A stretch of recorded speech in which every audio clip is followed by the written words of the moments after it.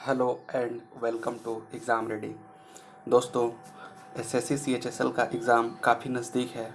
उसी को ध्यान में रखते हुए मैंने ये specially course crash course design किया है, जिस पे जो कि जनरल स्टडीज़ पे बेस्ड रहेंगे और काफ़ी अच्छे अच्छे एमसीक्यूज़ मैंने छांट के एक सीरीज़ चलाई हुई है, जो कि रोज़ रात को 9 बजे अवेलेबल होगी।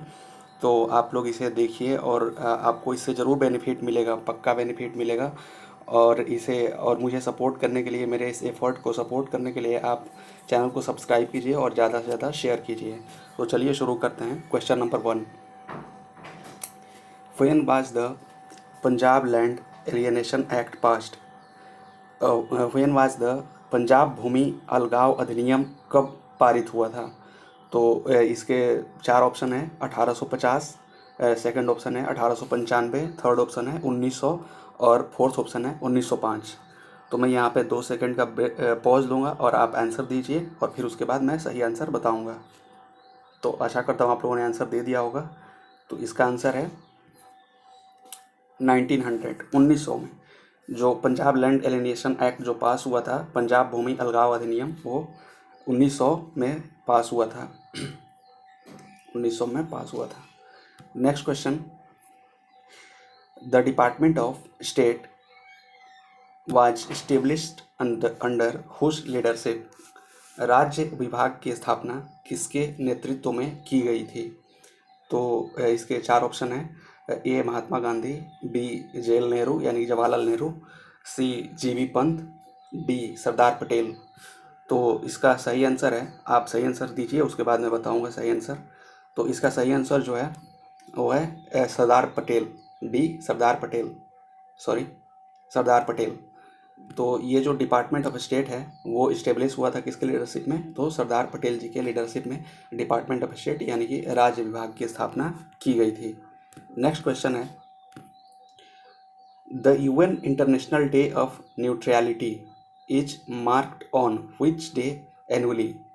जो संयुक्त राष्ट्र संघ अंतर्राष्ट्रीय तटस्थता तटस्थता दिवस प्रतिवर्ष किस दिन चिन्हित किया जाता है, यानी कि प्रतिवर्ष किस दिन मनाया जाता है? तो इसके चार ऑप्शन है: 11 दिसंबर, 10 दिसंबर, 12 दिसंबर, 9 दिसंबर। और इसका सही आंसर जो है वो है 12 दिसंबर। यानी कि ये जो है UN international day of neutrality, संयुक्त राष्ट्र अंतर्राष्ट्रीय तटस्थता दिवस, ये मनाया जाता है 12 दिसंबर को। नेक्स्ट क्वेश्चन है, who has been conferred with 2020 female sports person of the year award by FICCI? FICCI द्वारा 2020 महिला sports person of the year पुरस्कार से किसे सम्मानित किया गया है? तो इसके चार ऑप्शन है: अपूर्वी चंदेला, सेकंड है इलावेनिल वलारिवन, थर्ड है अंजुम मोडगिल और फोर्थ है मनु भाकर। तो इसका सही आंसर है, यानी कि फिक्की द्वारा जो स्पोर्ट्स पर्सन ऑफ द महिला sports person of the year का अवार्ड किसको दिया गया था?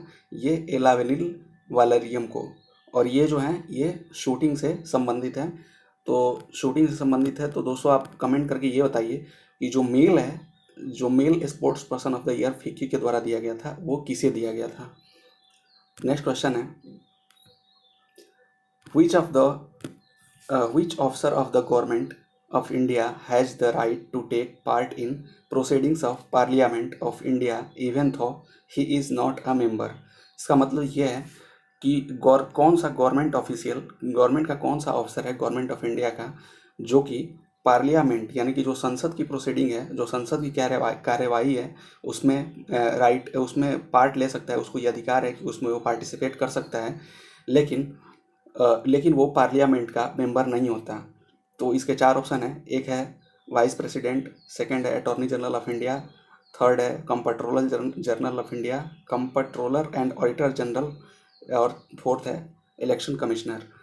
तो इनमें से सही आंसर जो होगा वो होगा attorney general of India. Attorney general of India जो है वो पार्लियामेंट के प्रोसीडिंग में पार्टिसिपेट कर सकते हैं, संसद की कार्यवाही में भाग ले सकते हैं, ऑल्दो वो संसद के मेंबर नहीं है, मतलब वो कहीं से जीत के नहीं आए हैं, वो एमपी नहीं है, फिर भी वो संसद की कार्यवाही में भाग ले सकते हैं। नेक्स्ट क्वेश्चन, अ पंचायत समिति at the block level in India is only AN, मतलब एक जो भारत में ब्लॉक स्तर पर जो पंचायत समिति है वो क्या है? क्या वो एडवाइजरी बॉडी है? क्या वो कॉन्कुलेटिव बॉडी है? क्या वो कोऑर्डिनेटिंग एंड सुपरवाइजरी अथॉरिटी है? क्या वो एडमिनिस्ट्रेटिव अथॉरिटी है? तो इसका जो सही आंसर होगा वो है कोऑर्डिनेटिंग एंड सुपरवाइजरी अथॉरिटी। वो जो है कोऑर्डिनेटिंग एंड सुपरवाइजरी अथॉरिटी जो है ये है पंचायत समिति। जो भारत में ब्लॉक स्तर पर जो पंचायत समिति होती है वो कोऑर्डिनेटिंग एंड सुपरवाइजरी अथॉरिटी होती है। नेक्स्ट क्वेश्चन है, during during 10,000 BC the population of world was, 10,000 ईसा पूर्व में दुनिया की आबादी कितनी थी? तो दुनिया ये क्या वो 2 मिलियन थी, क्या वो 3 मिलियन थी, क्या वो 4 मिलियन थी, या नन ऑफ द एबव? तो यहाँ पे आंसर आपको दिख गया है, तो ये नन ऑफ द एबव होगा, क्योंकि उस टाइम 10,000 BC में जो दुनिया की आबादी थी, वर्ल्ड की जो पॉपुलेशन थी वो थी अप्रोक्सीमेटली 1 मिलियन। तो 1 मिलियन के आसपास थी उस टाइम पे 10,000 BC के टाइम पे वर्ल्ड पॉपुलेशन, यानी कि दुनिया की जो जनसंख्या है। और आज कितना है? आज टुडे आज जो है वर्ल्ड पॉपुलेशन कितना है, आप कमेंट में करके कमेंट सेक्शन में बताइए। नेक्स्ट क्वेश्चन है,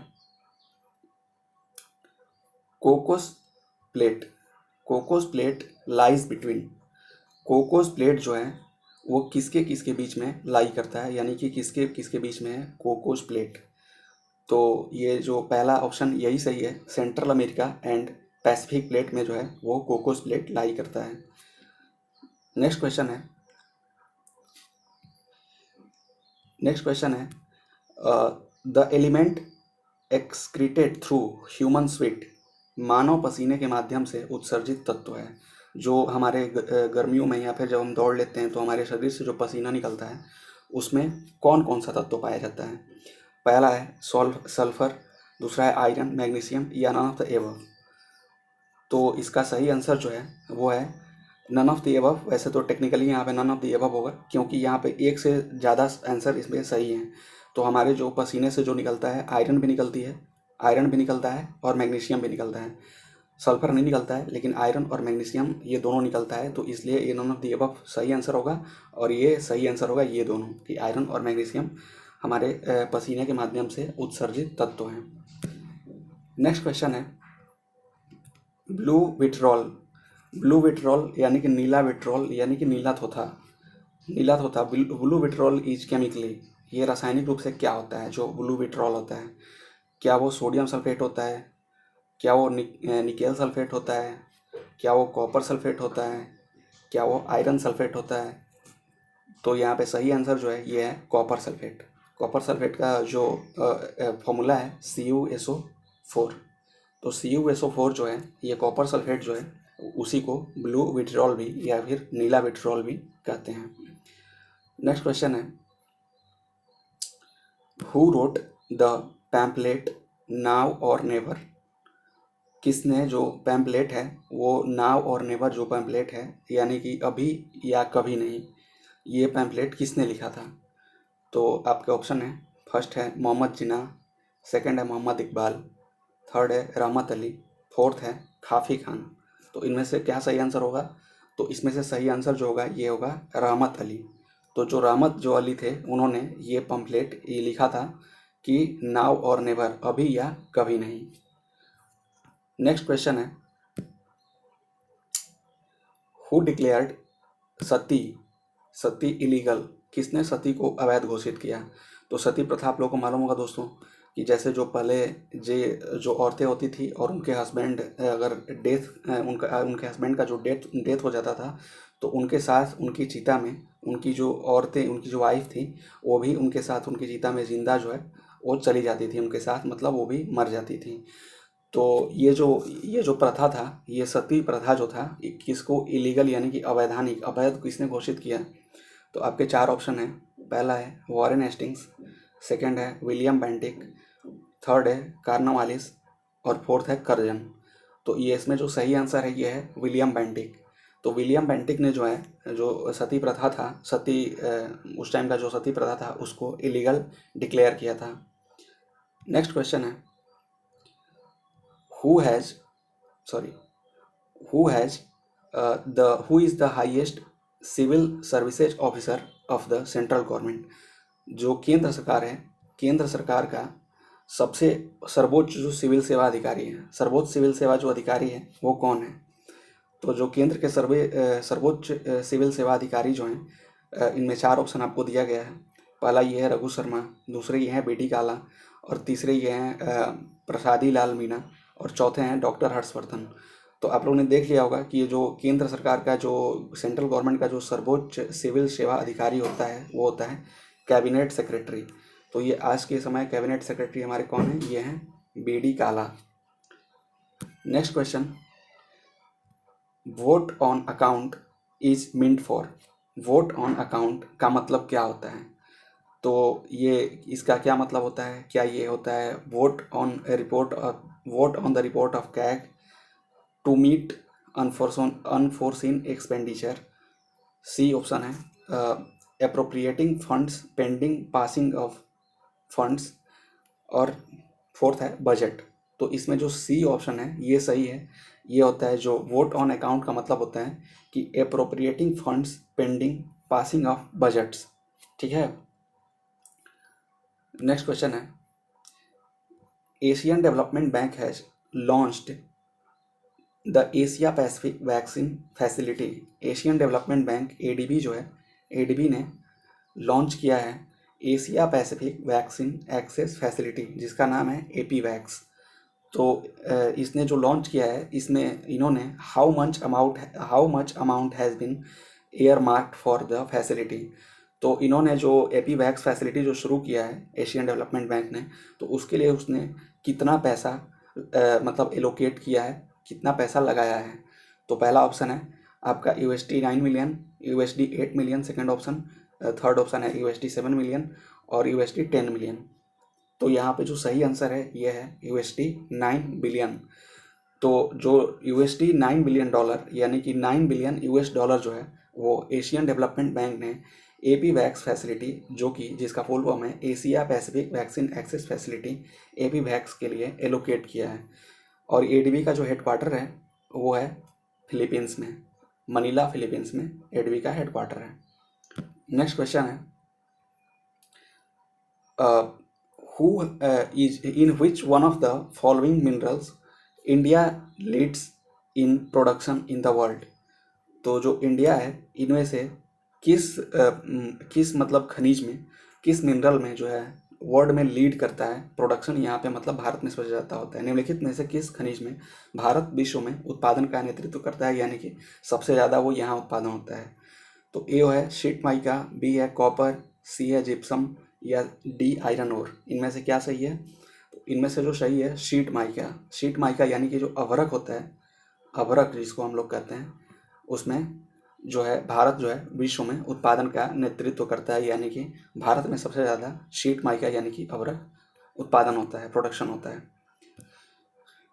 नेक्स्ट क्वेश्चन है, according to Indian population census 2011 the percentage of literacy among males and females both is lowest for the state of। जो हमारा 2011 का भारतीय जनसंख्या जनगणना 2011 के अनुसार पुरुषों और महिलाओं दोनों के बीच साक्षरता का प्रतिशत राज्य के लिए सबसे कम है। मतलब इसमें से किस स्टेट में सबसे कम जो है पुरुष और महिलाएं दोनों में साक्षरता दर जो है, लिटरेसी रेट जो है वो कम है? तो ये पहला जो है अरुणाचल प्रदेश, बी ऑप्शन जो है आंध्र प्रदेश, सी ऑप्शन जो है बिहार, और डी ऑप्शन जो है जम्मू एंड कश्मीर। तो ये जो है बिहार, इसका सही आंसर जो है बिहार है। बिहार में मेल और फीमेल दोनों का जो है लिटरेसी रेट वो कम है। तो ये जो पॉपुलेशन होता है 2011 का जो पॉपुलेशन सेंसस है, उससे एक न एक कोई ना कोई क्वेश्चन जरूर आता है, किसी ना किसी शिफ्ट में कोई ना कोई क्वेश्चन जरूर आएगा, ये मोस्ट इम्पॉर्टेंट है। नेक्स्ट क्वेश्चन है, व्हाट इज ट्राइग्लिसराइड। ट्राइग्लिसराइड क्या है? तो जो ट्राइग्लिसराइड होता है ये है, पहला ऑप्शन है प्रोटीन, नेक्स्ट ऑप्शन है कार्बोहाइड्रेट, थर्ड ऑप्शन है फैट, और फोर्थ ऑप्शन है मिनरल। तो जो ये ट्राइग्लिसराइड होता है ये होता है फैट। तो ये ऑप्शन सी जो है ये सही है। नेक्स्ट क्वेश्चन जो है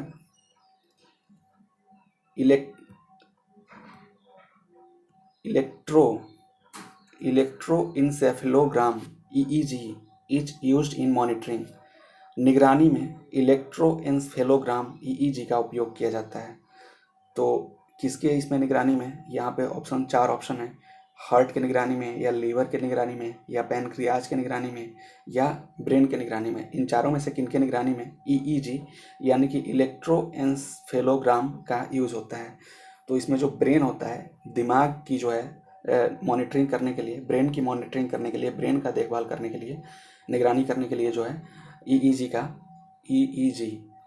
का उपयोग होता है। नेक्स्ट क्वेश्चन है, who is known as father of diarchy, यानी कि दार्शनिकता पिता के रूप में, यानी कि फादर ऑफ डायआरसी के रूप में किसे जाना जाता है। पहला ऑप्शन है रॉबर्ट क्लाइव, सेकंड ऑप्शन है हेक्टर मुनरो, थर्ड ऑप्शन है लॉर्ड मैक्वेली, और फोर्थ ऑप्शन है सर लियोनिल कार्टेस। तो इन चारों में से किसे फादर ऑफ डायआरसी यानी कि दार्शनिकता के पिता के रूप में जाना जाता है, तो ये जाना जाता है सर लियोनिल कार्टेस को। नेक्स्ट क्वेश्चन है, अखिल भारतीय किसान कांग्रेस वाज फाउंडेड। जो अखिल भारतीय किसान कांग्रेस था, उसकी अखिल भारतीय किसान कांग्रेस की स्थापना कब हुई थी। तो अखिल भारतीय किसान कांग्रेस की स्थापना के लिए 4 ऑप्शन है, 1936, 1939, 1942, 1945। तो इसका जो सही ऑप्शन है वो है 1936 में अखिल भारतीय किसान कांग्रेस की स्थापना हुई थी। नेक्स्ट क्वेश्चन है, Ola has recently announced to set up its largest scooter manufacturing facility in the world in which state of India. तो जो ओला है, ओला कंपनी ने हाल ही में सबसे बड़ी स्कूटर निर्माण, ये बात पॉइंट है कि सबसे बड़ी स्कूटर निर्माण सुविधा स्थापित करने की घोषणा की है। तो ये भारत के किस राज्य में है। तो ये भारत के जो है, पहला ऑप्शन जो है छत्तीसगढ़, सेकंड ऑप्शन जो है तमिलनाडु, थर्ड ऑप्शन जो है महाराष्ट्र, और फोर्थ ऑप्शन है उत्तर प्रदेश। तो ये जो ओला कंपनी जो है इसने घोषणा की है कहाँ पे, इसको सबसे बड़ी स्कूटर निर्माण स्थापित करने की घोषणा की है, ये की है तमिलनाडु में। तो ये तमिलनाडु में इसने घोषणा सबसे बड़ी स्कूटर निर्माण सुविधा बनाएगी। नेक्स्ट क्वेश्चन है, the 2023 FIH men's hockey world cup will be held in which place. तो जो 2023 का FIH men's hockey world cup है वो कहाँ पे आयोजित होगा। तो ये पहला ऑप्शन है इसका झारखंड, सेकंड ऑप्शन है मध्य प्रदेश, थर्ड ऑप्शन है गुजरात, और फोर्थ ऑप्शन है उड़ीसा। तो जो 2023 का FIH men's hockey world cup है वो उड़ीसा में ऑर्गेनाइज किया जाएगा। नेक्स्ट क्वेश्चन है, in which year was the regulating act passed. तो विनिमयन अधिनियम किस वर्ष में पारित किया गया था। पहला ऑप्शन है 1757, दूसरा ऑप्शन है 1765, तीसरा है 1773, और चौथा है 1793। तो ये जो तीसरा ऑप्शन है यहाँ पे 1773, ये सही ऑप्शन है। 1773 में ही रेगुलेटिंग एक्ट यानी कि विनिमयन अधिनियम पारित किया गया था। नेक्स्ट क्वेश्चन है, खेतरी बेल्ट जो है Rajasthan, Khetri belt of Rajasthan state is famous for. तो जो राजस्थान का खेतरी बेल्ट है ये है किस चीज़ के लिए फेमस है। तो पहला ऑप्शन है कॉपर माइनिंग, नेक्स्ट ऑप्शन है गोल्ड माइनिंग, इसके थर्ड ऑप्शन है माइका माइनिंग, और फोर्थ ऑप्शन है आयरन ओर माइनिंग। तो ये जो राजस्थान का जो खेतरी बेल्ट है ये कॉपर माइनिंग के लिए फेमस है। तो दोस्तों ये रहा आज का टॉप इम्पॉर्टेंट MCQ। अगर आपको ये पार्ट पसंद आया हो तो ये जो चैनल को जो है सब्सक्राइब कीजिए और मुझे सपोर्ट कीजिए। ये मेरा ऑनेस्ट एफर्ट है ताकि मैं आप लोगों को अच्छा सा अच्छा कंटेंट प्रोवाइड करा सकूं। तो मुझे सपोर्ट कीजिए, मुझे ग्रो करने में हेल्प कीजिए, और सब्सक्राइब कीजिए, शेयर कीजिए, और आप सबको all the best. Thank you very much.